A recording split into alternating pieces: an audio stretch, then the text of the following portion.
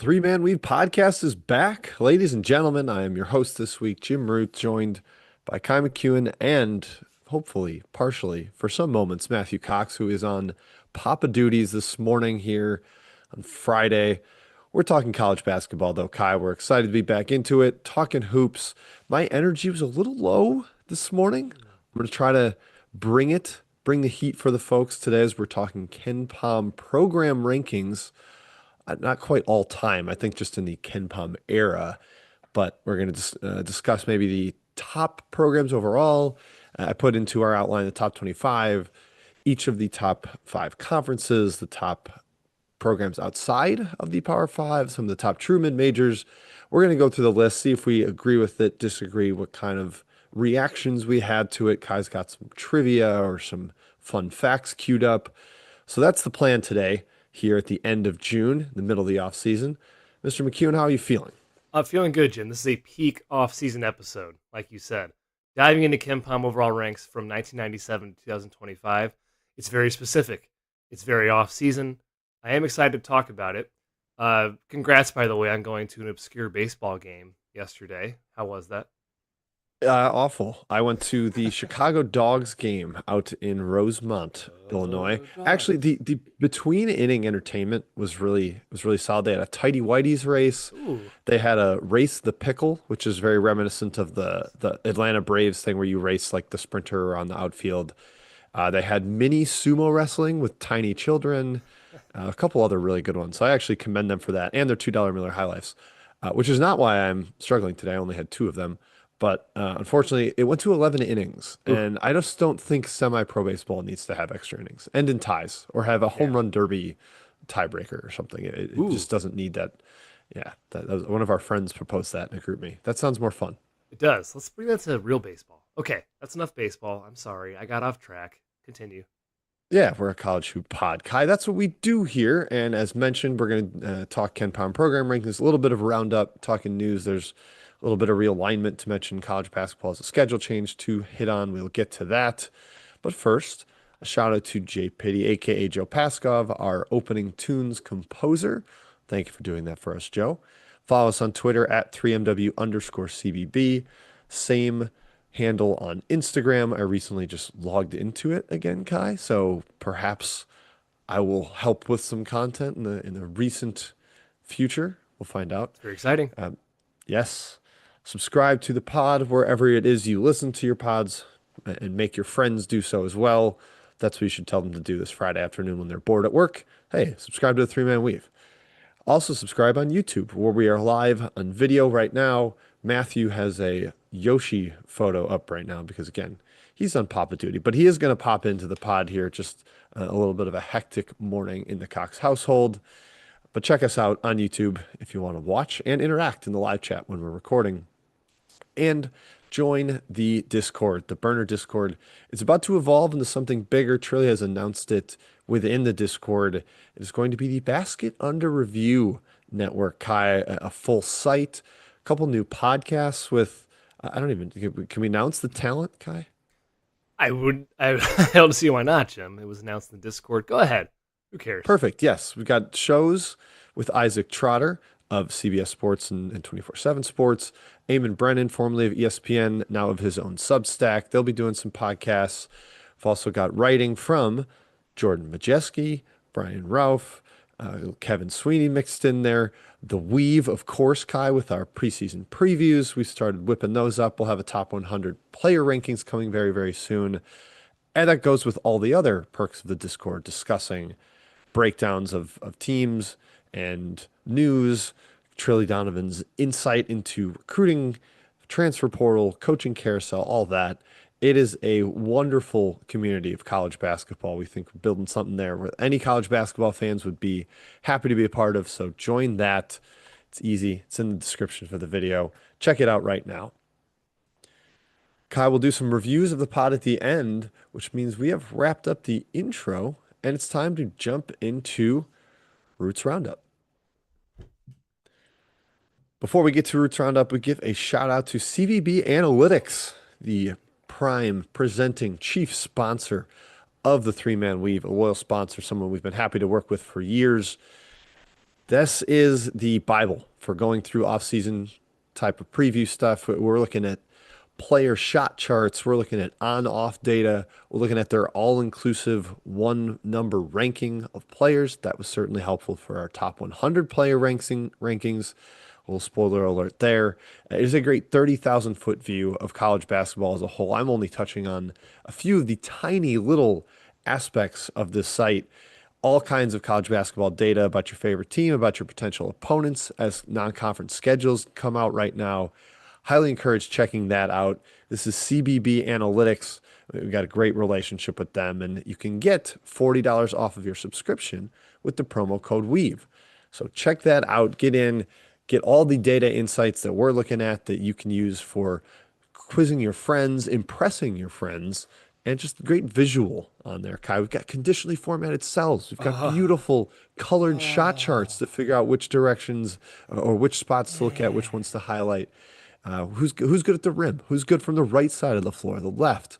It's as good as it gets. We really, really encourage jumping on that if you're a college basketball diehard. So get in there, CVB Analytics, promo code WEAVE for $40 off your subscription. Jim, I'm trying not to be too formulaic in my previews. I've just started doing notes, but I do tend to look at the shot charts and shot charts, and I notice guys around the rim. It's something I'm really gravitating towards. How good are you at the rim? How often do you get to the rim? I notice I've pointed that out a lot in my notes, so I apologize if I'm too over the top on that particular stat. I just like it. I like looking at the shot charts, Jim. Can't help it. Yeah, I think it's fun to kind of find out. Like, hey, Keyshawn Hall's a lefty, and he can't finish on the left side of the basket. What's going on there? Yeah, That's just insights. one, for example. I was looking. I'm not even. Oh wait, am I? I don't even remember if I'm writing the Auburn preview, and here I am talking Keyshawn Hall. We just were Actually, I think I discussing him in am. the Discord. Well, Hey, there Jim, you go. that's free notes, baby. Thank you. Appreciate it. You're welcome. You're welcome. So yeah, check it out. CVB Analytics promo code WEAVE. Okay, Kai, Roots Roundup. Let's get some key headlines here. Big news. I believe Matt Norlander was the first to announce this. The college hoop season is expanding to 32 games starting in 2026-27. So not this year, but right now the limit is 31 basically in the regular season with an MTE factored in there for two or three of your games, a multi-team event. I think it makes sense to expand to 32, especially with the revenue share starting. Let's give them a chance to make a little more money. It could continue to expand. He said 34 or 35 games by mid 2030s. I would think they'd have to expand the calendar for the sport, like start a little earlier or something, just because you don't want to, I don't know, if you pack an extra 3 games, 4 games onto a schedule, guys aren't getting rest, and maybe you can fill them up during finals week. But that's exciting. And one other benefit was that teams can play more non-conference games Yeah. in January and February, which is something Duke and Illinois did last year. Duke's really exploring doing more of, and I think teams just find benefit in preparing for the NCAA tournament and conference tournaments that way. So Kai, I like this. I like this change. More basketball cannot be a bad thing. I'm for this, especially if it results in more non-con games, like you said, Jim. I don't need more conference games. I want more cool non-con matchups. And spoiler, in the miscellaneous section of this roundup, there is a brand new neutral site game that was just announced between two teams. So it's already happening. We're already scheduling these games. They're following Duke's lead. I love it. It's happening. It's happening. The one kind of trick for this is for a conference smaller like the Ivy or the Summit that's only got 14 games in conference, scheduling 21 non-conference games, It's or at tough. this point it'll be 18. It could be a little bit tricky, but yeah, the MTE helps. And I think they've relaxed the MTE rules in terms of how many you can participate in. So hopefully teams will adapt, and this won't end up being like a negative wrinkle on mid-majors. I just look at it as more basketball and more opportunities for good basketball in the non-con. We hope to see it. Realignment news, Texas State has finally been invited to the Pac-12, a long flirtation here. They are expected to accept. I think Ross Dellinger reported it right before we recorded, Kai, that the Huh. official invite had come through.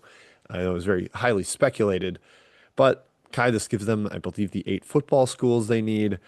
Curious to see if they'll continue expanding. I would guess yes, because that's kind of the rage in realignment, all the consolidation. Jim, I have no clue who's in the Pac-12 right now. I have no idea.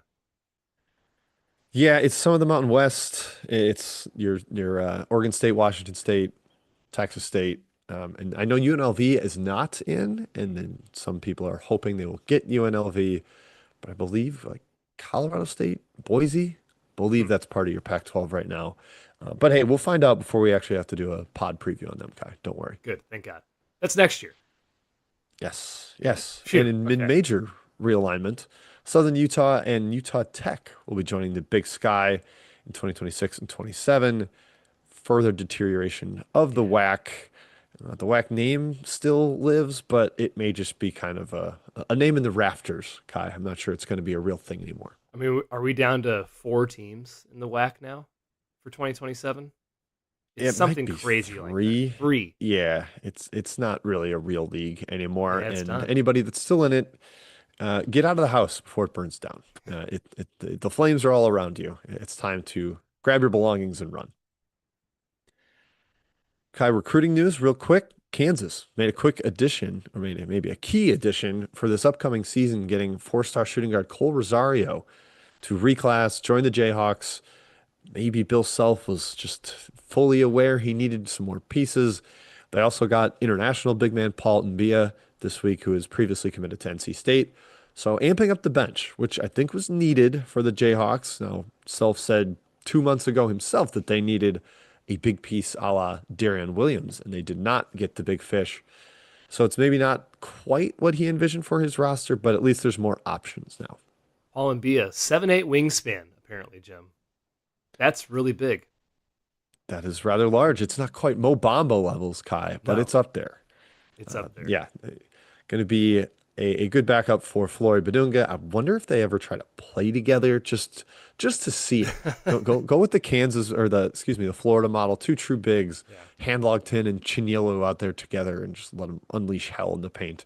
Could be kind of fun. Transfer news. Hey, go check out last week's episode, The Portal, if you want some updates on that. We gave our heavy takes on that. And in the injury world, we have another power conference player out for the season, Mason Williams, the Montana transfer headed to Iowa State. He is done for the year after hip surgery, likely done for the year, was the report. So I won't condemn him, but this is unfortunate. Kai, we knew Iowa State was having to be really kind of careful in who it grabbed out of the portal. NIL wasn't overflowing, and I'm sure they used a lot to keep Lipsy and Josh Jefferson and Momcilovic. So they were really trying to bargain shop and find some guys they really valued in the portal. And now with Williams out, that does limit their options even further. I will stat boy and say Eastern Washington, Mason Williams. Good, thank you. Stat boy. I think Money Money Williams Williams. is Montana. As soon Yeah. as soon as you said it, I was like, is Mason's nickname Money? Is Money's real name Mason? This is a big deal in my opinion. It just crushes their guard depth even more. And as you said, they kind of lack it after losing Jones and Gilbert. Unfortunate for the Clones. Yeah, they're going to need something out of Nelson. Maybe the freshmen, Bateman and Toure, who I think some people we've I seen in like Discord Toure. are high on. Yeah. So yeah, they might not be, a death sentence or anything for Iowa State, but I did bump them down a hair, a half point, maybe. Kai, I could almost be talked into a point in my ratings, just because I do think and having less bites at the apple for the perimeter rotation does hurt their chances a little bit. Other random news and notes. Baylor and Louisville will play on Valentine's Day in Oh, Fort Worth, February 14th. Pat Kelsey and Scott Drew being adventurous with their scheduling. We'd love to see this one. I think we're a little higher in Louisville than Baylor in this upcoming year, but mm-hmm. nevertheless, Kai, a matchup to get excited about late in the year. It just kind of feels different than the grind of conference play. Yep, this is one of those non-con games. As Coach Hastings said in the chat, and I agree with, I wish these games were played on campus sites. That would be more exciting. That is tough to agree to, I suppose, in these sort of like February games. I know. I mean, let's do a home and home. Hey, you could schedule a home and home. That might be tricky with the way conference schedules go, but it would have been cool if Louisville just went a little bit further and played at Waco this season. Yeah, yeah, why not do that? It'd be wonderful. But I guess the idea is we're preparing for the neutral site atmosphere of Mm-hmm. conference tournaments in the postseason, so they're just trying to get their guys ready for that. But hey, Kai, I didn't even mention it earlier. What if this forecasts the return of bracket busters or something related where Mhm. mid majors are having tough time getting games on the schedule. Well, reserve a slot in your league play later in the season and get a good one against somebody just for another chance and another look at teams outside of your league. So maybe that's could be in the cards. And finally, Rutgers to just shovel a little bit more dirt on your disappointing 2024-25 campaign. First team ever to have two top five picks and miss the NCAA tournament. Woof, woof. It says a lot about the supporting cast, the job Steve Peichel did. Personally, in my opinion, the player that Ace Bailey is, and I wouldn't have taken him top five, Kai, but hey, two top five picks, no tournament is no good. Number one, how many teams have ever had two top five picks? This is a funny stat. It's Yeah. true. It's a true stat, but I don't know how many teams have actually had that. Uh, Jim, we did have a little Peichel debate in the Discord recently. Good coach, bad coach sort of thing. And how can you call him a good coach with two top five NBA draft picks? The roster around those guys sucked. It just absolutely sucked. I mean, partially his fault, right? The Yeah, resource construction part. allocation and whatnot. Yeah, Yep. but still. Yeah. Look, bad job, but I still think he's a pretty good coach. Yeah, I think he's a fantastic floor raiser, Mhm. and with top end talent, wasn't able to really maximize it. And I just don't think Bailey's like good at anything besides give me ball, shoot ball, and that's the hardest skill to master in the game, and I guess it may be the most valuable skill, and that's why people are still enamored with the upside. But he didn't measure as tall as he should have at the or expected at the combine. He's like 2 inches shorter and takes inefficient shots and can't pass and barely rebounds and is just lost defensively. And I think all that contributed to Rutgers not making the NCAA tournament. Yeah. So Hey, speaking of NBA draft, Jim, a couple of weird ones in the second round. Brooks Barnheiser is a top 45 pick. Is he? yeah, the second round gets really weird because like agents just say like don't draft my guy because I've got a That's right. better situation where they sign like the UDFA class undrafted free agents are like almost always better than the second rounders these days. So weird. So weird. We did call out RJ Lewis also, not getting drafted, passing on like $2 to $3 million in college. Hmm. Yeah, I don't know yeah, about that one. just a little surprising. Maybe he got it. I think he signed a two-way deal last night in the flurry of post-draft deals. Yeah, Kai, I had went like 8 straight years of drinking like two bottles of wine by myself, watching the NBA draft and live tweeting it. But the Bucks not having a first round pick and the second round crop not being very good. I don't know. And I don't like that they've split the draft into two nights Really either. stupid. Really unnecessary. Yeah. It's just like, oh, can we get more ad revenue and copy the NFL draft? But Yeah. the second round of the NBA draft means like less than the sixth round of the NFL draft. So it's not overly exciting. And no matter how many times they try to say Jokic and Draymond Green were drafted in the second round, it's Yeah. still hard to care about picks when teams are literally selling the picks for cash. Yeah. So it's not they're not getting anything of substance for them. Or if you follow college basketball, Jim, and your team, the Bulls, drafts a non college basketball guy again in the first And round. that's like half the picks too is France. stashes. Yeah, Bogolja Markovic. That's Hanson that's Yang. my that's my big Bucks draft pick in the second round. So yeah, unfortunately. But hey, more of those international guys are coming over. So there'll be picks from college in the future. There We you go. hope. Cross his Yes. fingers. There's the college spin on it. Okay, that's Roots Roundup, Kai. It's time to talk KenPom program rankings. That is, as we call it, the meat and potatoes of the pod this week. I'm going to start, Kai, by listing the top 10 programs since 1997 per Mr. Pomeroy. No surprises at the top and very little change from his most recent rankings. We got number one, Duke, number two, Kentucky, number three, Kansas, number four, North Carolina. Sounds like blue bloods to me, Kai. Yes, It's yes, we agree. very blue. Very blue. Right after that, number five, Arizona. Number six, Florida, who's actually up 5 spots, helps to win a national title and finish second in KenPom. That's a big plus up for the Gators. Number seven, Michigan State.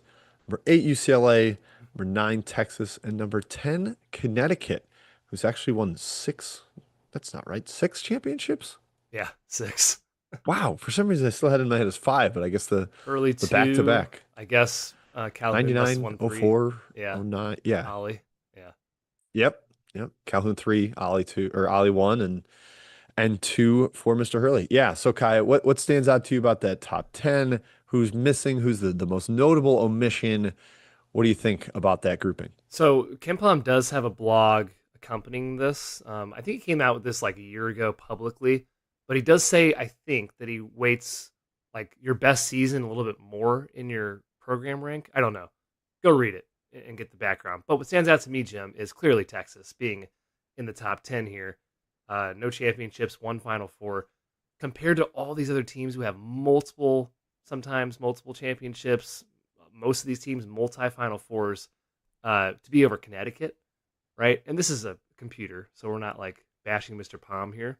But that really stuck out to me. Texas over UConn in terms of program ranks since 1997.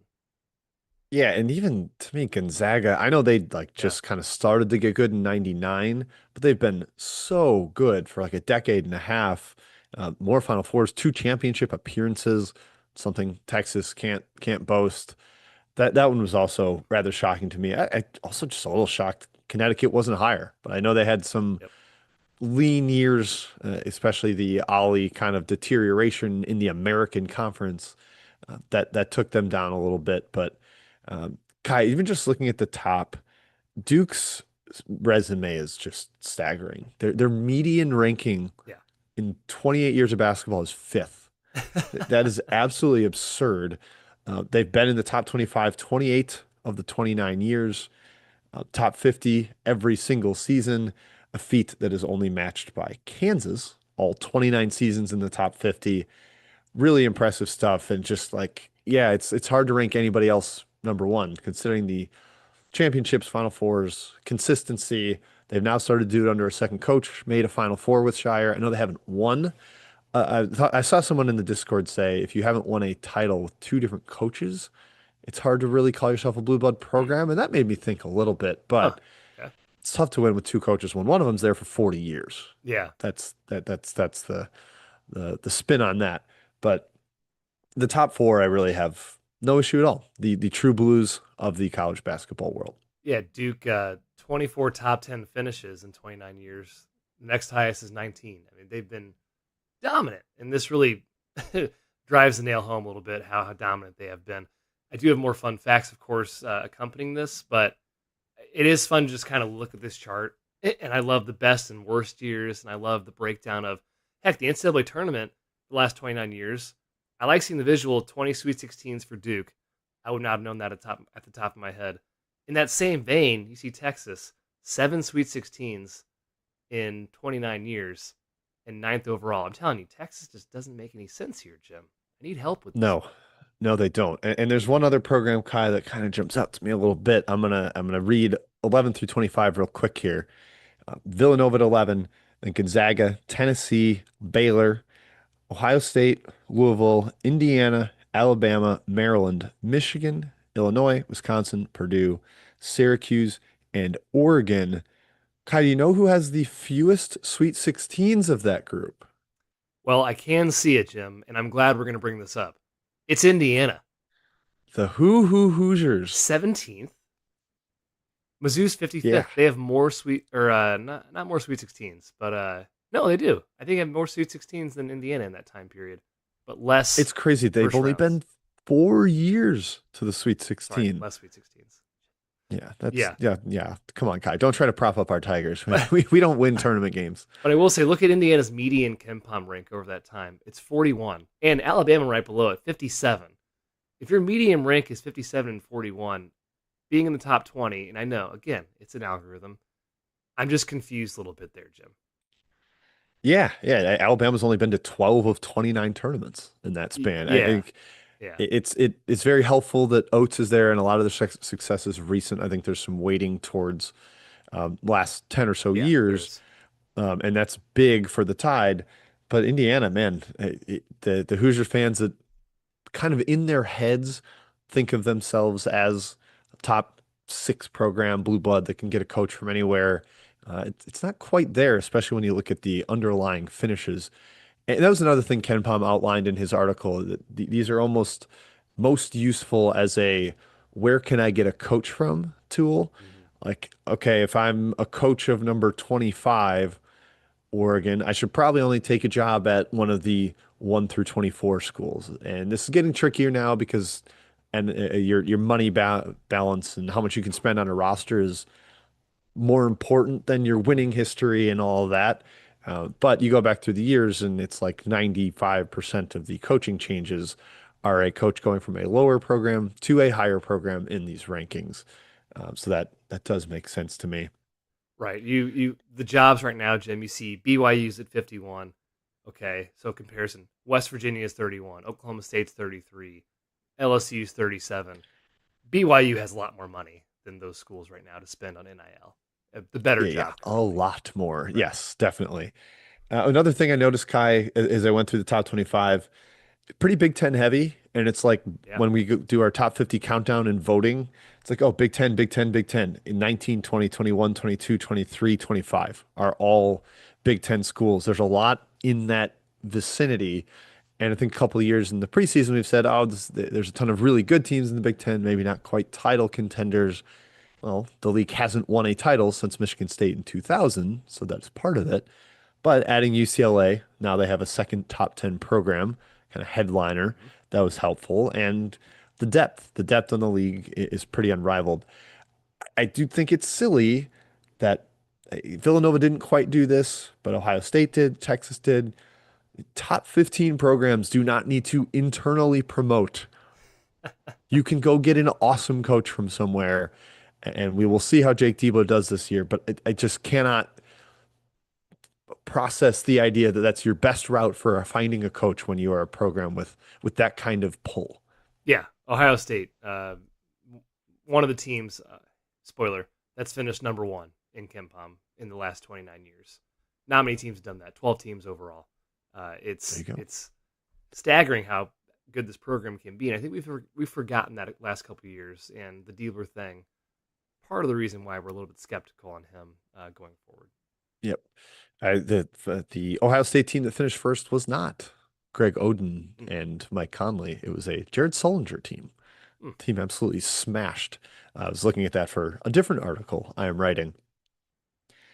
Kai, can you, without looking, don't look Okay. at me, look Okay. me in the, who has the lowest KenPom finish of these top 25 programs? The lowest of the top 25. Hmm. Yes.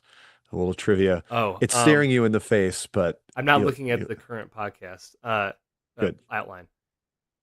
Baylor. Baylor is my answer. It is not Baylor. It is the illustrious Kenny Payne at Louisville. Oh, well, shoot. I should have remembered that one. Finished 290th. Wait, is hey, Baylor's number two. Okay, phew. Not a crazy Yeah, guess. Yeah, not too bad. 290. Forgot about Louisville, Jim. That's a good one. Yeah. Louisville's Yeah, finished first and 290th. I do have the biggest yeah. spread teams, by the way. So that'll be Good, fun. good. Love Yeah. that. And I'm sure Louisville fans wanted to hear Kenny Payne's name one more time. Hey, your future is bright. You have like a top 15 team, so you can handle living in the darkness of your past. I did want to bring up Baylor, Kai, just how insane it is that they are 14th, a top 15 program when they couldn't even have a non-conference schedule Yeah. when Scott Drew took over because one player murdered another player and the coach tried to shovel dirt on the deceased player's name. Like no one's ever taken over a worse situation in college sports, really. Okay, maybe like the Marshall airplane, but close to it. And now they're a top 15 program that's won a title and consistently good every year. Just a wonderful, wonderful job by Scott Drew. Yeah, he's Baylor program. I love this visual. Again, this is great. 13 tournaments in 29 years. Scott Drew has made 10 in the last 11. So he is just, it's a testament to how much he's built this program back up.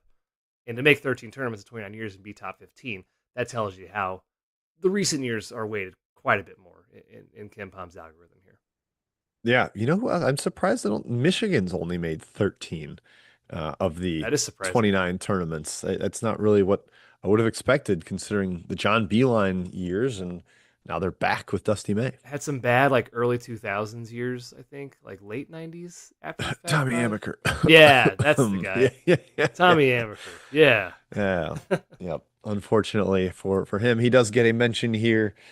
Wisconsin slotting in there at 22. Kai, I was happy to see that. The program of my youth, uh, very consistent under Bo Ryan. Dick Bennett to 1 year Brad Soderberg to Bo Ryan. The meticulous half court style of the Badgers has been fruitful and profitable over the years. Jim, this was not one of my facts, but I just looking at it. Wisconsin's seventh best median finish over the past 29 years, 17th in KenPom. That's really good. Wow. And a championship appearance, a second Final Four, 25 of 29 tournaments. I'm a little surprised they're not higher. Never been outside the top 100, which is something programs 12 through Yeah, 21 cannot say. I know. That's one of the facts. Three Final Fours, 10-6 Sweet 16s, Jim. Oh, yeah, three Final Fours. I forgot about Yeah. 2000.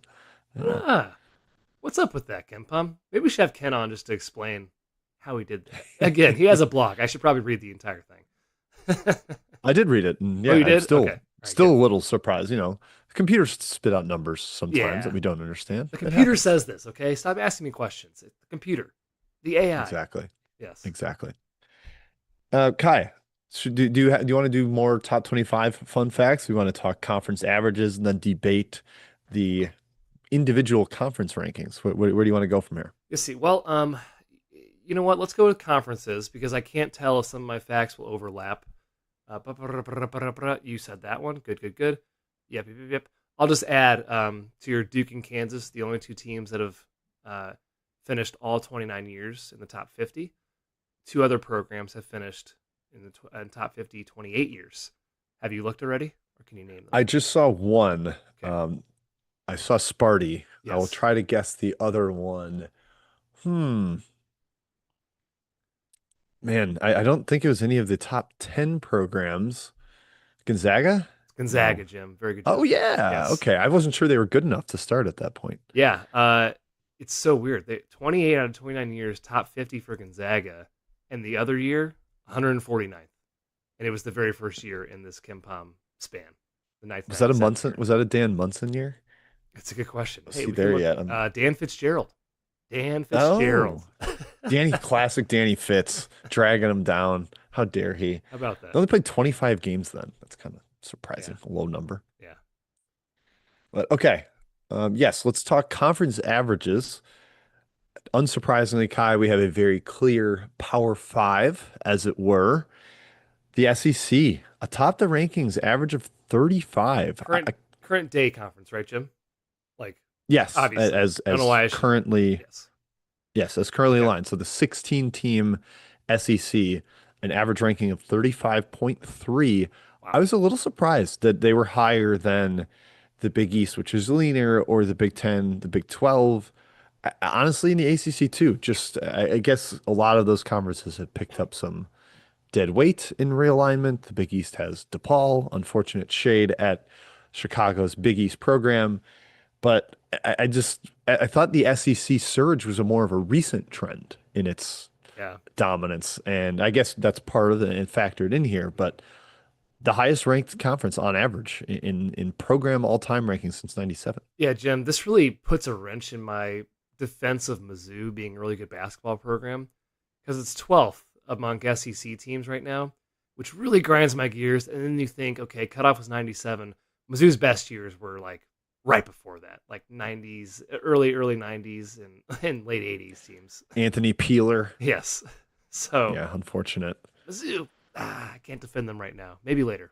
Maybe in the future. Yeah, I don't. There's not a lot worth defending right now, Kai. As I said, sadly. Mm, Our non-conference. Maybe we'll do a pod later in the off season about best and worst non-conference schedules because good. I have a lot of shade to throw at Dennis Gates's scheduling Mm, acumen mm. and strategy.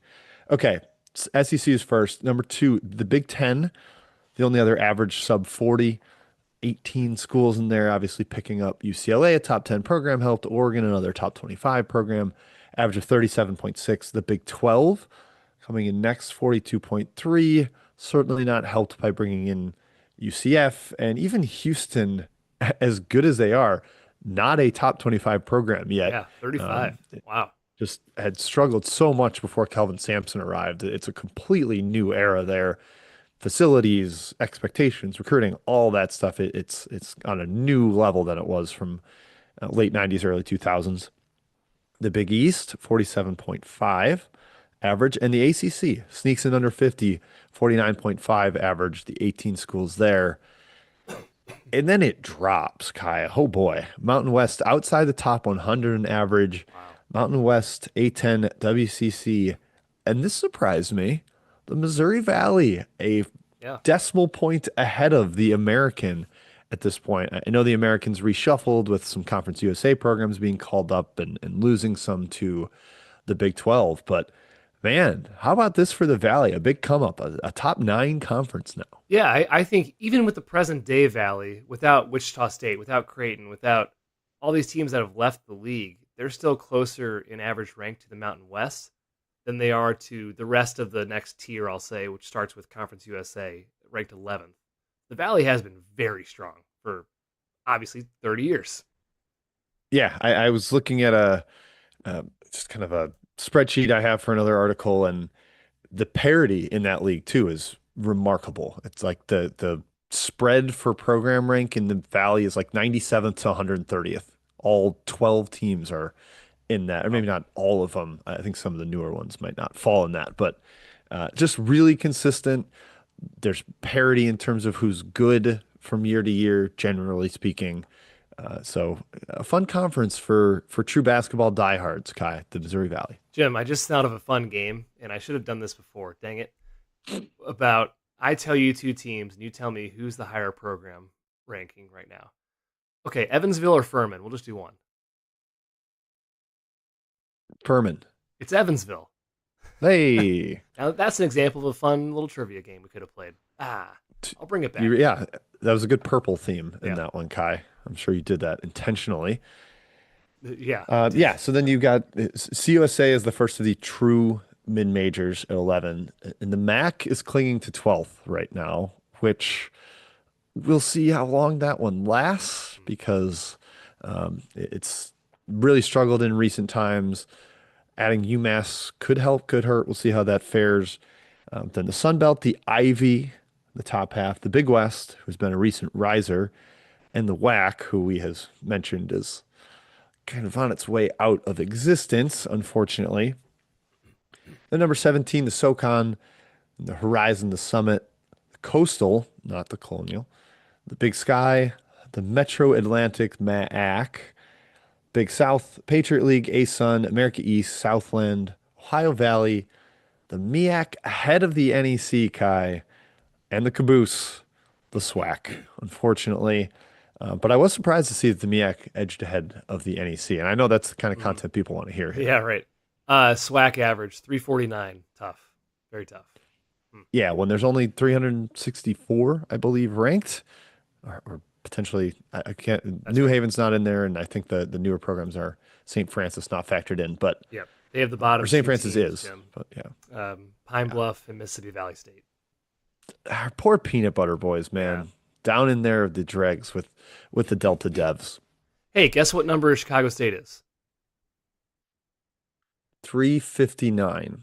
Wow, 358, Jim. You're an Yeah. idiot. You're an idiot. God, have I, do I even watch college basketball? Man. Okay. All right.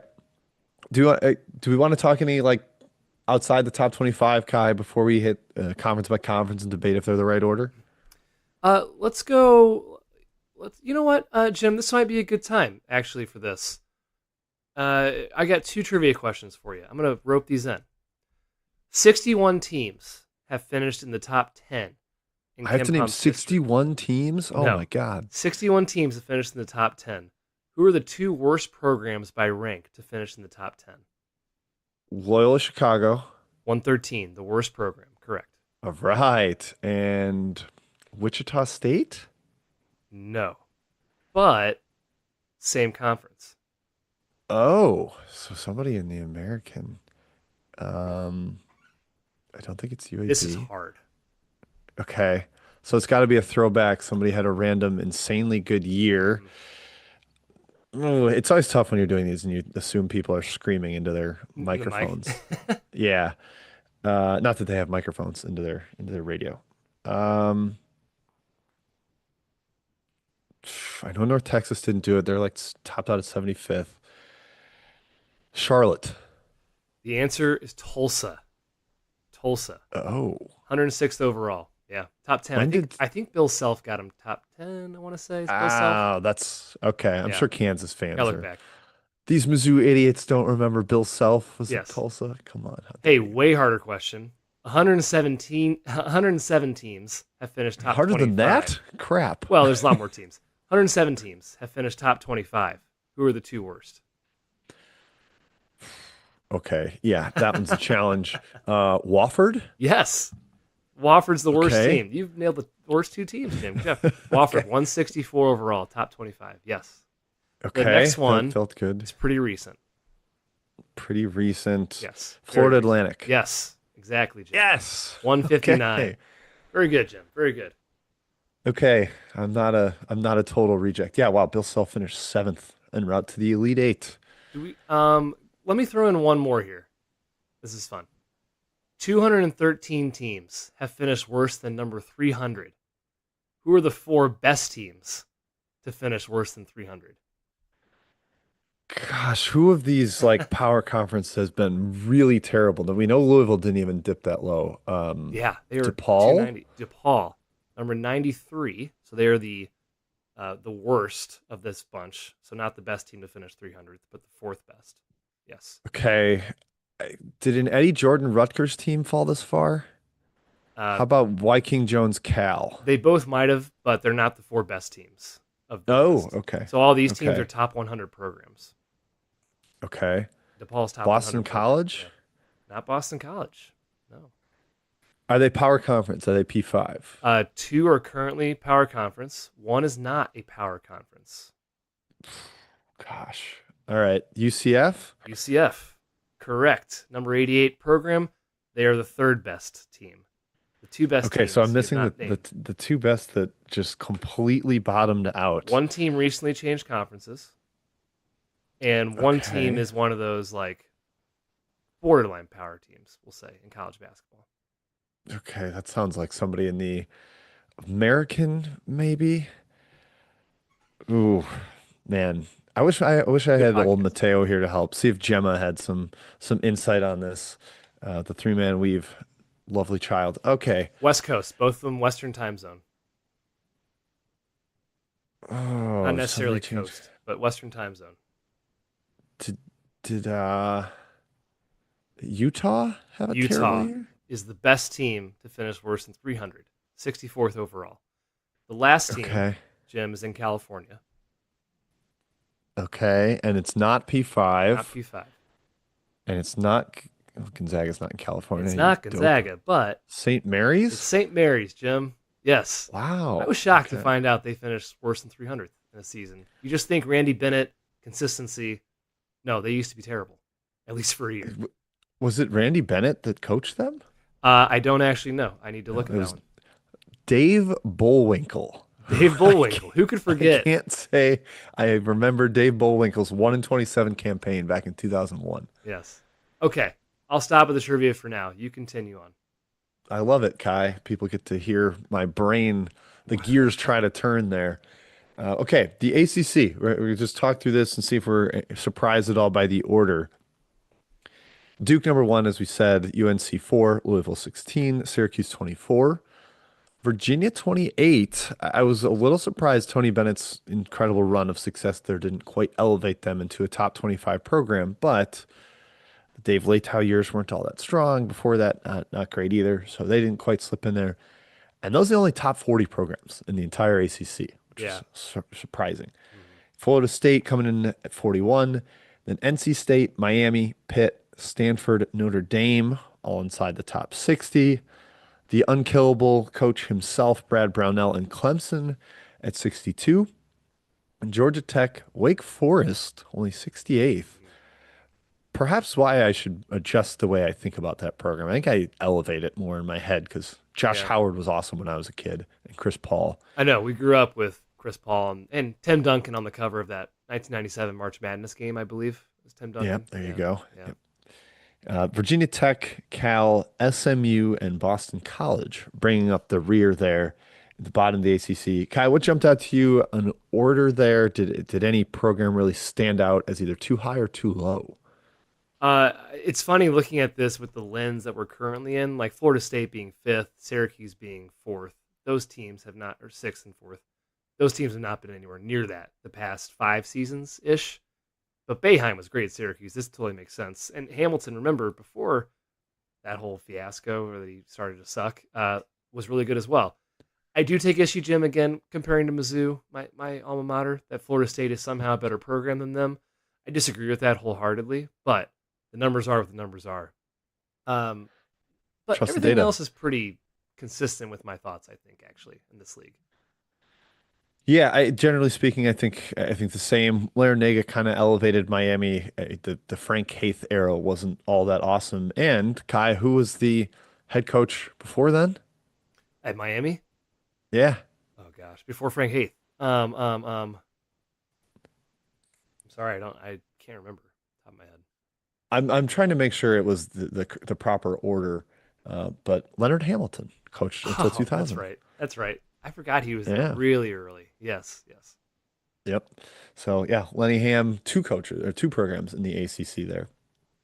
Yeah, nothing too staggering there. Boston College being last checked out, although I could have gotten on board if SMU had been Mm. worse. Just I can't remember their tournament teams like I can remember a Troy Bell or a Craig Smith or Jared Dudley of Boston College, but boy, they've been bad lately.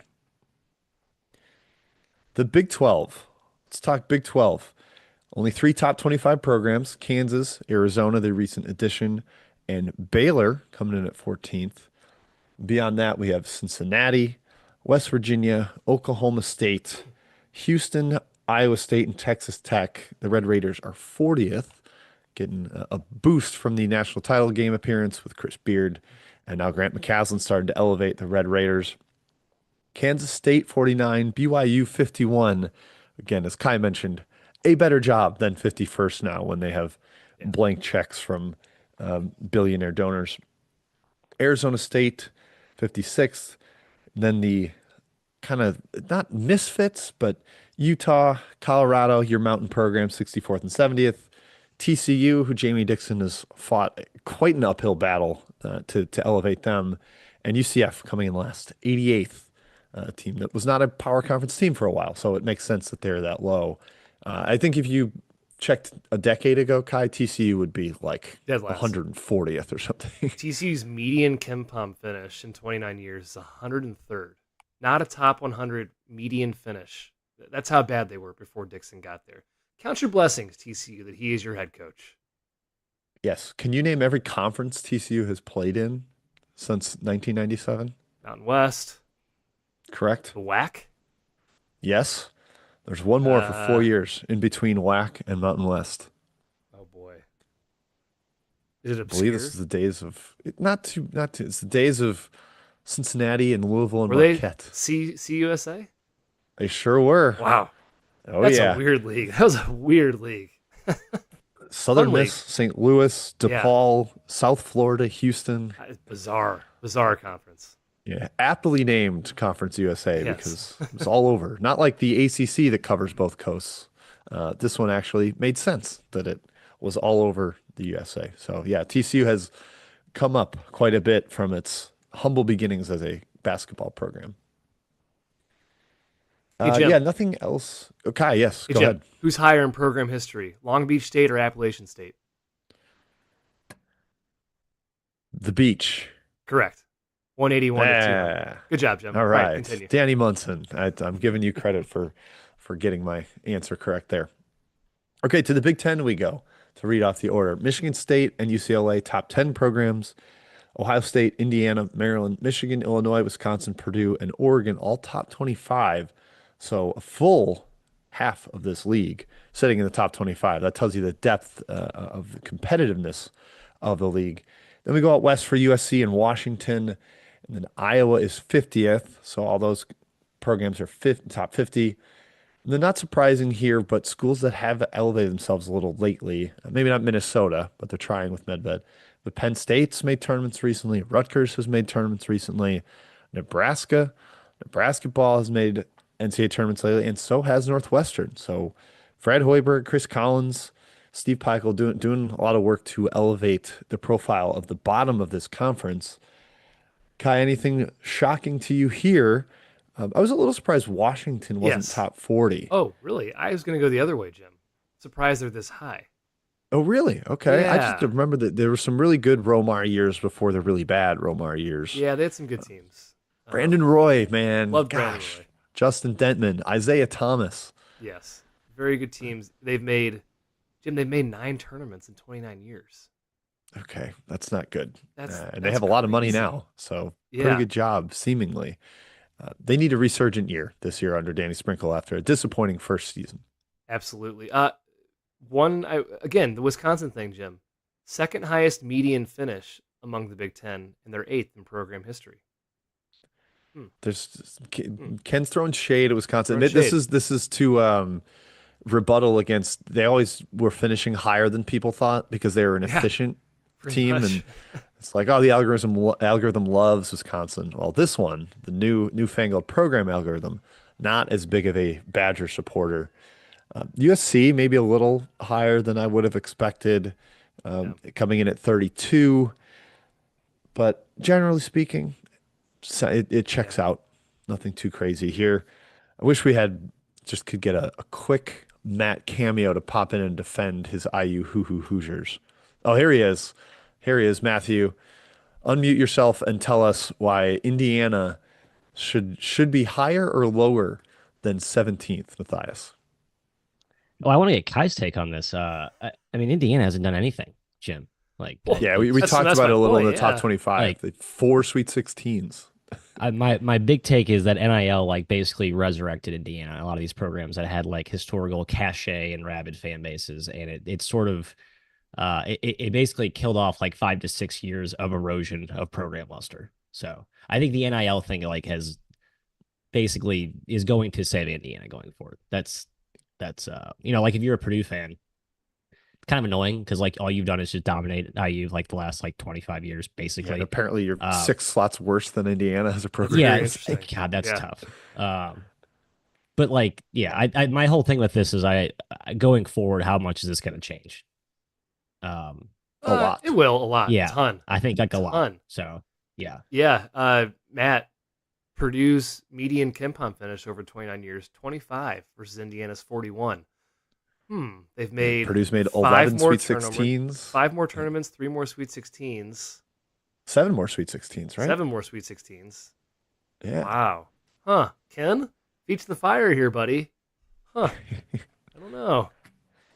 Weird one. Poor Matt, Very weird one. poor Matt Painter and co. Just can't get out of the IU shadow, even though they beat him every year. hey, shouts to Tommy Crane for I think booing Indiana's Saving overall. Indiana. I mean, it's yeah. I mean, he Yeah, really. I mean, basically, the yes. 209 the first 2 years like. I can't. I forgot there was 2 straight years they finished 200th in KenPom. Like it wasn't just one year; it was actually 2 years. They were so goddamn bad after the I whole mean, Samson those thing. rosters were dark. Tommy Verdell Pritchard, Jones, right? yep. Was one of them? Yeah, Turtle the Tommy Turtle. Pritchard. Verdell the Turtle. Okay, next conference after the Big Ten here, we got the Big East. UConn and Villanova, the only two top 35 programs. It's a little That shocking is for me shocking. there. Yes. Marquette 36, Xavier 39, Creighton 43, Georgetown 44. So some teams right in that mix outside and kind of if we were making an NCAA tournament, Kai, based on program rankings, they would be on the bubble territory, Hmm. Georgetown and Creighton. Then St. John's, who had some kind of tougher years. You got the Steve Lavin era, the Chris Mullen era, the Mike Anderson era. It's been an adventurous almost 30 years for St. John's. Providence at 68th, Butler, Seton Hall, and DePaul. I'm happy for DePaul cracking the top 100, Matthew. I wasn't sure that was going to be the case, considering how much of their success came before 97, but the Demons are in there, and it does warm my heart to see them. Yeah, it's about where they are, right? They go 10-0 or 11-1 in the non-con, and Like, oh, DePaul maybe this year, and then it always the seller shortly follows. Dave Leitao, two separate tenures during this run. Um, yeah, the Big East. I mean, again, it's just like a lot of those teams in the Cooley zone. Fittingly, that you have both Georgetown and Providence in that kind of Cooley Is zone Providence in the range. Cooley zone? I Yes, guess they're they just are outside. smack dab in the Cooley zone. 68. Yes. That is where Yeah. they live. Yep. 58th. I think I mistyped. Oh, I'm okay. sorry, Kai. 58. Hey, it's 58th, still but Cooley yes. zone. Yep. I love Creighton Georgetown stacked is very interesting because you just have a clean Yeah. comparison. Today, would people say Georgetown's a better job than Creighton, or would they go the other way? Just like quick facts here. So Creighton average finish 16 spots better, but Georgetown has two more top tens. Creighton's made six more tournaments. They made the same Sweet 16s. Georgetown has that one Final Four. Creighton five more top 50s. What's the better job, Creighton or Georgetown today? I think Matthew? still Georgetown. Georgetown. Hmm. Boy, Kai, it's similar. I This is think like a good Indiana Purdue comparison. I think like yeah, Creighton's been way better, but like I think the program is still the better job. You think Indiana's I better job than Purdue? Yeah, I do. Boy, that's a good question is. too. It is. give me It's a better a job. what do you guys think the average attendance at a home game of Creighton versus Georgetown was in Oh my 2024, God, 25, just great based on premise. Googling? Percentage or like just numbers? Yeah, Just numbers. Creighton's got a big Way arena less. too. Like they fill it and it's big. Georgetown It's like plays in 15 the or NBA 20,000, arena. right? I'd say Ge- Jim 17,000, 15,000 for Creighton. Georgetown Fantastic. 4,000. Creighton's, well, this is 2024, 17,269. I think they Wow. sell out the CHI arena every single night, Yeah. and Georgetown's is sub 6,000, And Georgetown despite playing in plays an NBA arena. in the Wizards So Stadium. I kind of think I'd say Creighton just for the you are the show Yeah. in show. Omaha. Yes. I don't So think I realized that Georgetown played. It's so yeah, the NBA. It's the fifth largest. I don't think I realized it was that big. I guess all the NBAs are like in the upper 20, but that's Yeah. it's funny because the whole Big East impetus way back, way back was like our way to compete against big conferences was we want to be in big markets and play in big arenas, and that was kind of our differentiator, right? Like the whole spectacle and it. I think some of these programs are like DePaul, Georgetown, playing in the big NBA city arena actually I think works against them. Right? I think St. John's is weaponized as like a real strength. Marquette certainly has. I'd argue Villanova plays a couple games in Wells Fargo yeah, every they year. kind of they kind of straddle the fence there, but it's funny. I think some of these programs that are sort of dwindling the bottom here. I think the whole reason why the league came to rise is actually working against some of these schools because they just don't have the same atmosphere at home. Like DePaul and Georgetown. I mean, as stale as it gets. Well, DePaul's playing in a smaller arena now. If they're not Yeah, in I the guess that's United true. Center, God, Still imagine them feels playing in the United Center. still feels sterile. It really does. Yes, yes, it does. Okay, next conference. It's good to have you. It's good to have you here, Matt. Mixing in I know. Yeah. some new Sorry. takes. We missed you. The SEC, three top 10 programs: Kentucky, Florida, and Matt. What do you think of Texas being a top 10 program? And Rick Barnes is pretty good, guys. They've had good teams. Like it just doesn't. Texas is kind of like Ohio State and Florida. I guess it's just where it's just such a Well, the football reputation kind of blinds you from the consistent success they've had in basketball. It does feel high though, but man, they've had such a high floor. I just think when you have the resources that they've had, obviously, um, who was after, and then Shaka was like, we always ragged Shaka, but like he was still solid, consistent, um, just never consistently elite. I guess I don't know. That did surprise me. I thought they'd be like 20th. I thought 11 was high Yeah, at the ninth. or ninth. I'm sorry. Yeah, I thought Yeah, it'd be closer to 20th 20th. feels more correct. But I guess if in terms of like which job do you want? Hey, I get to go work at a football school with seemingly unlimited money. Like it's pretty appealing. And we just saw a guy go from Xavier to Yeah, Texas, so no surprise that that fits the better job, quote unquote. Although Shaka technically parachuted out of the top 10 down to Marquette in the mid yeah. 30s. So that was one of the rare taking a worse job. Another taking a worse job was Frank Haith taking Tulsa mhm, after not quite being forced out of Mizzou, but it was destined that way. So indeed. there's always a few of those Yes. parachute jobs. Jim, this is the Rick Barnes section. Like I think Tennessee and Texas being where they are is I think Rick Barnes will go down as one of the all-time most probably underappreciated coaches in terms of perception versus actual like wins, achievements, and stuff. I know he hasn't gone to like the big final, but still, Yeah, only He's one the reason Final two these, Four. these two That's what programs are hurts. top 15. Yep, and well, he's why if you're judging a coach solely based on NCAA tournament success, you're kind of missing the boat because, hey, I would take being a top 15 team half the time and a top Right. 30 team almost Yes. every time, as Tennessee is. Tennessee 13th in the program rankings here. Alabama also in the top 25 at 18. Then you've got Oklahoma 26th. Kelvin Sampson, pretty good coach. Auburn 29th, Arkansas 30th. LSU, Mississippi State, Texas A&M all inside the top 50. And then Kai, here are our Tigers, 53rd, Mizzou, Ole Miss at 59, Vandy 61. Back in the days when Kevin Stallings was actually doing good things on the sideline. Georgia 63, South Carolina 65. So every program in the top 70 there. I expected Georgia to be the lowest. I think I did just too. especially with South Carolina having a Final Four and a decent run of Frank Martin, but all of them inside the top 70 when you compare it to the Big East having somebody 93rd, the Big Ten having four teams in the 70s, UCF and TCU outside the top 70. That surprised me a little bit, Matthew. And the SEC Yeah. that's why they have the highest average rank of these program rankings. I think in my head, and I tried to find I found a few of Jeff Goodman's old like program ranking tweets. Remember he used to do like the coach poll and he did like the dimensions of Yeah, I love facilities. those. Yeah, Yeah, really awesome. I told him like do that every year. I think Georgia was last. I'm not sure what year I doesn't found the shock most. me. So I think Georgia and then Ole Miss and Auburn to me feel like the three schools where it's just like very clearly a football first school. They don't really have a ton of tradition.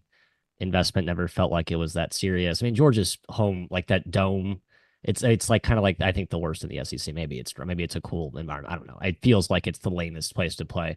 But I think Auburn and I mean LSU starting to climb that too. But I mean Auburn is really like again like that's just a Bruce Pearl totally lifting a non-relevant program into relevance, right? It's Charles Barkley and then Bruce Pearl in the Yeah, not to hopefully not step on one of Kai's fun factos, but Auburn's the biggest riser Hmm. among the top 50 since the last time Ken updated these. Auburn up 13 spots Wow. now to 29th. So, Cliff Ellis, Jeff Lebo, Tony Barbie coaches to coach at Auburn in the last 30 years. Kind of Wow. funny names.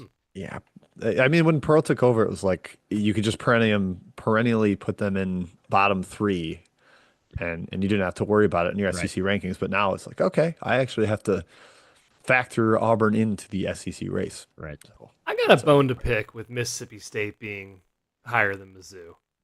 Pick the bone, Kai. Pick away. Ben Same, Howland. same, Ben Howland was okay. He was same, solid. same exact medium finish. Mizzou, two more top tens. In fact, Mississippi State is zero. Two more top 25s. Same top 50. Mizzou, five more tournaments. Two more Sweet 16s. Explain to me how that makes sense. Is the recency bias of Mizzou being horrible? Yes, probably. Kim Anderson was there for one too Kim many Anderson, years. yes. Yeah, Commander. Kim Anderson. Like 2 Well, years, you could like, oh, it was a blip, but like, God, he's there for 3 years. And Like, Gates you're had a terrible really- for 3 years. Gates had a really bad year 2 years ago, I guess. Yeah, right. So Would if you were Chris Jans and you got offered the Mizzou job, I think you'd take it from Mississippi 100%. State. Yes. I think you got more resources. Yes. And, I think I yeah. agree. So, Listen, and Jim, that's kind of again what they're supposed to designed to be. Yeah. Like, where would you take the job? But hey, Jim, guess what? Mizzou, one of 53 teams never to finish outside the top 200. How about that? Nice. How about that? How hard did you try to find a good Mizzou fact? By the way, 202nd, the only team to slip in. by the way, shout out to Temple and UAB are two of those teams never finished outside the top 200. Wow. Fun facts. Impressive. Both top Temple shaved points and didn't even I finish know. outside the top 200. There you Yeah, go. Crazy. Jim, with the SEC, we talk about like I think Texas is kind of an outlier, and there's probably a Ohio State probably an outlier. The SEC is the one conference where the football and Big Ten too, I guess. Then the football versus basketball resource tug of war now with the revenue sharing as these go forward and how these might change will be very interesting. Like on one hand, there's so much money in the SEC pool that they're all going to be fine, right? Like rising tide lifts all boats. But I think at some schools you're going to get a little more. The hoops are going to get squeezed a little tighter than I think others. Like Kentucky is kind of the exception, but like Ole Miss, right? Georgia, LSU. Like I wonder if we start to see some of these rosters start to taper off in talent. Now, obviously the recent success and some of the coaching thing there matters too. But I'm curious if like as this starts to kind of come into some stability and football gets their stranglehold on the higher, probably bigger share of the budget, and the donors maybe don't care as much. 3-4 years from now, I'm curious how we see Georgia. Like I said, Georgia, LSU, Ole Miss, Auburn, maybe post Pearl, Mississippi State, even to a lesser extent. I don't know. Yeah, Maybe it's Arkansas. I think Arkansas, Kentucky, and then Mizzou's kind of that kind of that hybrid Alabama team, post right? Oats. Where How about that one? yeah, that's good too. But I when think will that Alabama's just happen? really, yeah, I don't know. O's just really good. Yeah, it's a completely different world, the rev share stuff, because it's not fully unlimited money like some of the schools had this year, Right. and They no it's longer gonna have be like yeah. the boundless spending. It's going to actually be like there's a little bit of trade off decision making there with the Yep, at donor and least the budget. theoretically, there's black markets exist when you put Right. limits on things, so they'll find a way probably to pay players, but it could be tougher and lead to, the SEC's incredible season last year and maybe coming this year could be mirages in the future. All right, the best of the rest, because we don't just focus on the P5 here. Gonzaga, number 12, no surprise, the only top 25 program outside of the Power Five. Memphis, 34, the only other one inside the top 60.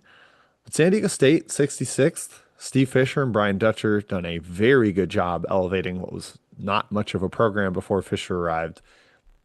UNLV, 75th, obviously missing the early 90s massive success of Jerry Tarkanian. St. Mary's, 76th. Also impressive what Randy Bennett's done because my God, were they bad before he took over, as we found out via Kai's Yes. trivia earlier. VCU, Dayton, to a 10 programs in the 80s, Utah State, Wichita State, Nevada, New Mexico, and Boise State, all in the top 90. So the newfangled Pac-12 has a Yeah. couple of those. But yeah, that's best of the rest. Any surprising names, Matt, Kai? Let me know. These pretty much align with my expectations, Jim. UNLV may be a little bit surprising because, as you said, this cuts off Yeah. after their major run. For them to be still that high is a bit surprising. Yes. I thought a few of these would be higher. I kind of thought like the Aztecs would be a little higher. Yeah. At Um, 66. Yeah. Even St. Mary's, right? VCU, Dayton, both. I know VCU, Dayton a little bit. I thought they would both be a little, I don't know, closer to 50th. But I mean, as we just went through the power, I mean, there's just a lot of like big schools, you know, Mhm. Bartered for air smaller. Wichita, tough. Isaac Brown, not a lot of momentum No, with he's Mr. Paul Mills. Mills. Yeah. Yeah. To be honest, doesn't make really much sense to me that San Diego State's below Georgia. There's Here's there's like nothing. a surprise that I didn't realize. It didn't, Steve Fisher didn't make a top 50 in KenPom until his 10th year. Okay, so a That lot of was finishes pretty low. Yeah. Yeah. yeah, he was outside the top 100 a bunch and then had 74, 92, 52, 80, 92. And then finally in 2009, Mhm. broke through, finished 36th, and then made six straight tournaments starting with 2010. And the program had clearly turned a corner in terms of support and competitiveness, and Dutchers only continued it. So, Yeah. yeah, I didn't realize how poor the start was of the Fisher era. Georgia Yeah. and South Carolina both above San Diego State. San Diego State has more tournament appearances combined than those two schools in the past 29 years. If you were Brian Dutcher and you were offered the Georgia job, would you Yeah, leave that's a good San question. Diego State? I guess yes, right? I think the answer is yes. I think probably, Well, but yeah, Pac-12 it's is like, that like cachet now? Like Pac-12? and with I the don't uncertainty know. of rev share at an SEC school, I'd Yeah, stay. yeah. Nah, I'd stay. I'd You'd stay. stay? Don't move, Steve. Don't move, Brian. Okay. Stick. I think yeah, they do have Good just the fact question. that they kept a lot of their dudes this year.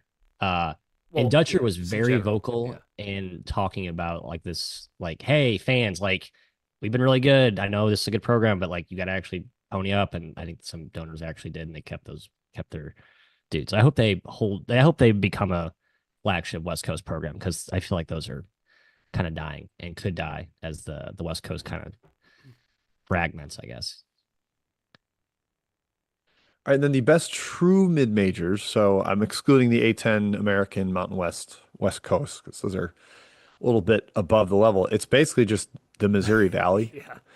Northern Iowa, Murray State, Belmont, Missouri State, Southern Illinois, Drake, Bradley, all inside the top 120.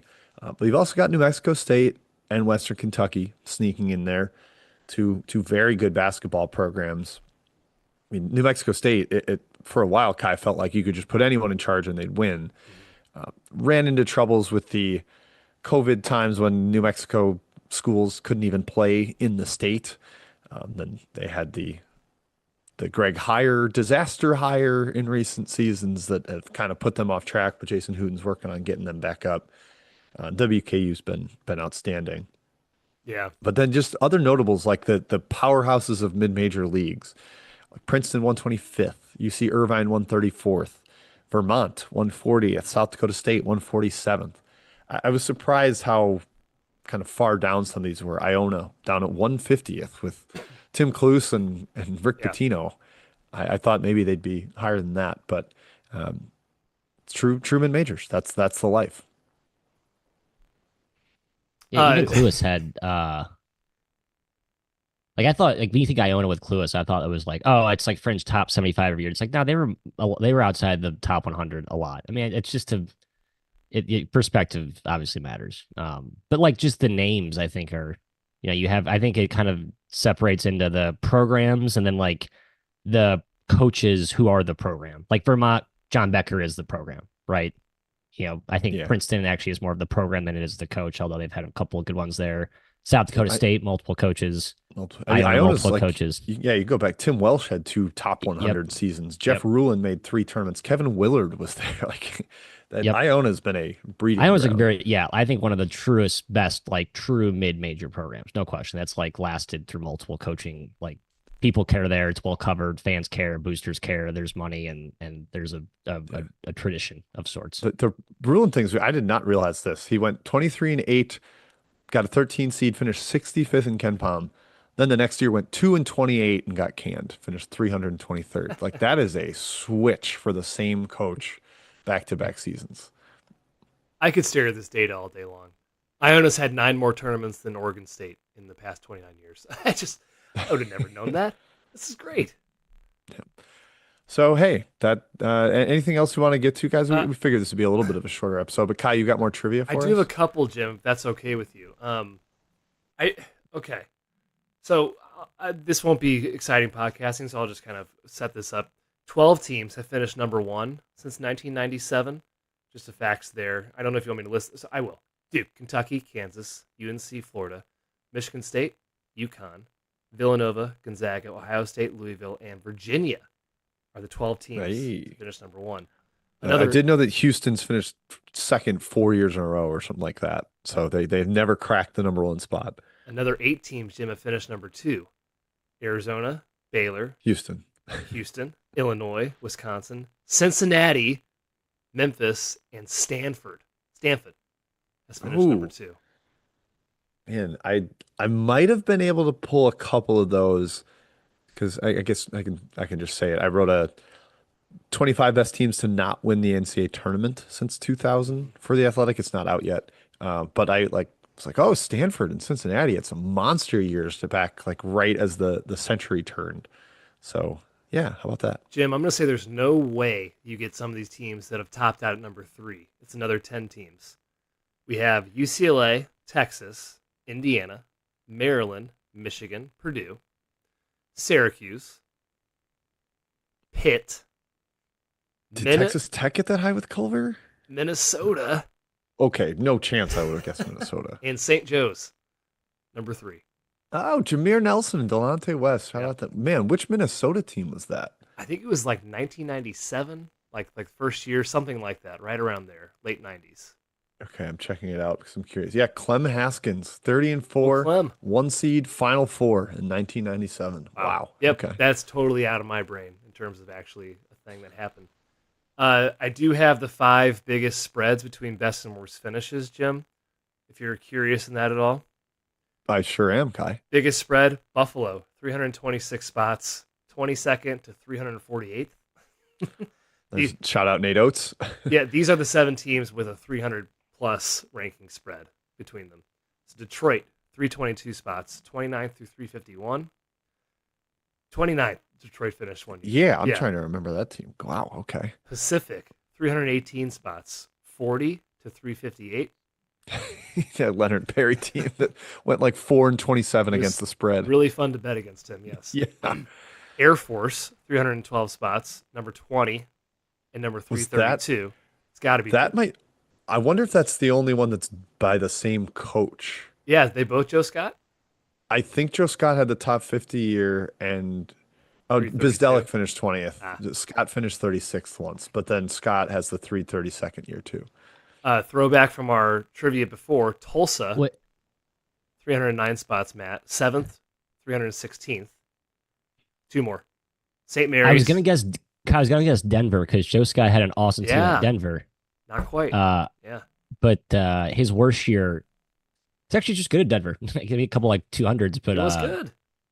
47th at Denver. Joe Scott did that, folks. Joe Scott knows what he's doing. He's not a bad coach. They just don't tell. Okay. Other two, St. Mary's and FAU, who we mentioned. I'm trying to cheat here. I'm legitimately trying to cheat. Yeah. Okay. Well, there you go. FAU makes sense. Let's see. I think I've exhausted my trivia. I did the Titus spreads. But that's not very exciting because they're like new teams in Kansas and Duke. So nothing. Yeah, really fun there. I was gonna say the biggest changes since the last program update, and the biggest ones are like UC San Diego and St. Thomas are way up because the sample size is so small, and the bottom of that Bellarmine and Tarleton State dropped way off. But of the non-recent additions, the biggest changes are UMass dropped 26 spots, Fairfield, Niagara. Fortunately, the MAC has a lot of fallers. Ryder, Manhattan are all kind of down in that department. Not the biggest ones, but Canisius is down there too. So that's not a totally exciting place to look. The biggest upward progress, though, unsurprisingly, McNeese up 30 spots. Yeah, you have two top 80 finishes or whatever under Will Wade. That really jolts your program. Delaware up 25 spots, North Alabama up 25, and they're kind of limited history as well. Liberty, UC Riverside also way up, and as I mentioned, Auburn, the biggest increase for a top 51. They're up 13 spots. Houston up 11, Ole Miss up 11, Georgia up 8, Arkansas up 8 as well. So the SEC big time risers too. Hey Matthew, who is the higher rated program in the last 29 years? Denver or Colgate? By Denver. It's Denver. Yeah, Denver. Yeah. Strange. Matt Langle's fighting the uphill battle there in the Patriot. Yeah, Denver just. We'll see if the new hire here, who I like, I think will actually be the one that elevate them. Yeah. I forgot Royce O'Neal played for Denver. That's where he was before Baylor. I totally forgot that. So Joe Scott coached Royce O'Neal. That's why they were top 50. Pretty good. Pretty good. Well, all right. I think we can wrap it up, fellas. A great discussion of KenPom's program rankings. We do have Armin Jovic of PDT Scouting in the Discord, and at some point, I think he's unveiling his international rankings. I actually have some international player rankings of my own, Kai, for guys that are coming over in 2025. So I'll compare that to Mr. Jovic, who has watched way more of them than me. So his rankings will be better and more trustworthy. So we'll hopefully get to look at those at some point. Do we want to do reviews real quick, Jim, before we go? Oh, sure. Yes, we can hit reviews. Let's do it. We do have 3. Cabo Rave, first of all. Our guy. He says, "Hola, I'm not a bot," and he says, "Well done as usual." Yes, I appreciate not a bot, my man. One guy had a problem with us not mentioning San Diego State as a winner in the transfer portal discussion. Yes, I agree. Retention. So missed by us. San Diego State. Winner. They're one of the rare teams to have Trilly Donovan get one wrong. He predicted Gloth to Kentucky, and they were able to keep him. Okay, then 2 longer ones. Here we go. From Mike in Indiana, College Hoops Diehards. For those who have a deep passion, the podcast is highly recommended. Great banter and sarcasm among the hosts, often at poor Matt's expense, as they cover the entire basketball spectrum. I said nice things. I was glad Matt joined us today and we got his insight. He appreciates the we spend the majority of time discussing roster and results versus litigation, nonsense, and other off the court topics. Good. We really do strive for that. Curious if we believe shifting the season start date would be beneficial or feasible instead of beginning in November, have everyone start at or near New Year's, and then have May Madness for the tournament instead. The adjustment could help the sport gain more attention by avoiding a bigger portion of football and would get rid of the choppiness between semester break and non-con. Interesting. Jim, thoughts there? Yeah, I like have always been initially resistant to this, but I think it's more of a resist change kind of thing. And March Madness is just so ingrained in my head. But I think after like 3 years, May Madness would have the same ring to it. People would love it. It makes some sense to me. It would be tough to maybe like to make that whole seismic shift. And as he mentions, like the NBA might have to shift to be odd to like, hey, you just finished your NCAA tournament, you're getting drafted now. But I guess that's what the WNBA does. Yeah. I could get on board with this, I think. If Okay. it actually Yeah, would prop up the sport and give it more attention, I could get on board. I love this. It's just not going to happen. But yeah, I mean, I just think college basketball's timing is like the worst of any quote unquote major sport. If you define major sports as like the 10 biggest, throw NHL and I don't know, MLS, whatever in there. Tough timing. It's a short season too. And you have to collab with a Gem. We're talking. Hey, we can't hear. So yeah, I agree though. I just it is frustrating that we feel like we're daddied by college football and then the NBA kind of always daddies us and NFL goes to like God, the NFL needs to be done by December. Why is the NFL playing in It's a good question. January? It's a good question. Stupid. Last review here, guys. Topher 2013, a diehards diehard pod. These guys are absolute diehards for college basketball. It's good. Okay, couple things. You guys clearly don't want to really cover recruiting, so just don't. No one is going to stop listening if you ditch the recruiting news. I agree. I'm kind of okay with that. Yeah, I think the fact that one person said it is enough for me. I'm in. Okay, fantastic. Number two, you all touched on it a bit, but Bucky has put together a really interesting roster at A&M. Can you get these guys to mesh in year one? And if so, what do you think the ceiling is? Also, what do you think of the long-term outlook for Bucky at A&M? I like his roster, Jim, that he's put together this year. I think it's a potential tournament team.